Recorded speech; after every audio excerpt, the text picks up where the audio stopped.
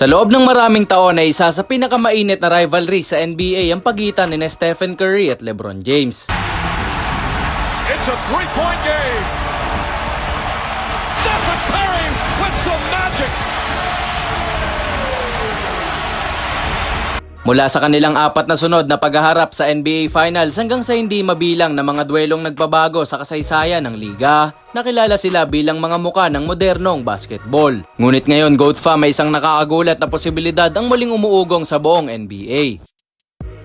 Matapos lumabas ang ulat na handang makipag-usap si Curry kay LeBron upang kumbinsihin itong sumali sa Warriors. Ayon din sa mga ulat ay seryoso ang Dubs sa kanilang paghahangad na makuha ang 4-time MVP sa panahon ng free agency. At mismong si Steph umano ang isa sa mangunguna sa recruitment process. Bagamat imposible itong mangyari para sa ilan, ngunit ang Dubs kasi ay nasa yugtunan ng kanilang prangkisa kung saan bawat season ay mahalaga para sa nalalabing prime years ni Curry. Sa edad na malapit na ring tumungtong sa huling bahagi ng kanyang karera ay malinaw na nais pa rin niyang magkaroon ng isa pang pagkakataong makipaglaban para sa kampyonato. Sa kabilang banda, si LeBron ay patuloy pa rin namang nagpapakita na kaya niyang maglaro sa mataas na level ng basketball sa kabila ng kanyang edad. Sa katunayan ay ngayong season ay nag-average pa ito ng 20.9 points, 6.1 rebounds and 7.2 assists per game. Nagpapakita lamang yan na despite sa edad niya ngayon ay kaya pa rin niyang mag-average ng 20 points per game. Dahil dito ay natural lamang na isipin ng Warriors na ang pagsasama ng dalawang generational talent ay maaaring maging susi upang muling maging seryosong title contender ang kupunan. Isa sa mga dahilan kung bakit maraming fans ang naniniwalang may posibilidad ang ganitong senaryo ay dahil nga yan sa magandang relasyon ni Stephen Curry at LeBron James sa labas ng court. Bagamat naging magkaribal sila sa ilang pinakamalalaking laban sa kasaysayan ng NBA, lumago rin ang respeto nila sa isa't isa sa paglipas ng panahon.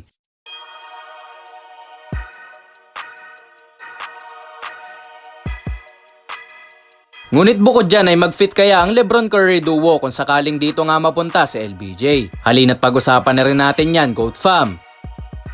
Si Steph ay kinikilala bilang pinakamahusay na shooter sa kasaysayan ng NBA, habang si LBJ naman ay mas lalong naging isa sa pinakamahusay na playmaker at all-around players ngayon. Isa si Curry sa pinakamahusay na off-ball players sa liga. Hindi niya kailangan umawak palagi ng bola para maging effective. Dahil nga rin sa kanyang shooting ay napipilitan ng depensa na bantayan siya kahit malayo na ang range. Samantala ay dito naman papasok ang playmaking ni LeBron. Kaya niyang dalhin ang bola, magbasa ng depensa, at gumawa ng plays para sa kanyang mga teammates. Kaya naman kapag nagsama silang dalawa sa team ay si LBJ ang posibleng maging playmaker, habang si Curry ang gumagalaw sa paligid ng court upang makahanap ng open shot. Ang mas nakakatakot pa rito ay ang kanilang basketball IQ. Pareho silang mahusay magbasa ng laro at gumawa ng tamang desisyon sa clutch moments. Gayunpaman ay hindi magiging madali ang pagbuo sa ganitong super team. Ang pinakamalaking balakid ay ang usapin sa salary cap at kontrata. Ayon sa mga ulat ay isa sa mga paraan upang mangyari ang pagkuha kay LeBron ay sa pamamagitan nga ng mid-level exception o isang sign-and-trade deal.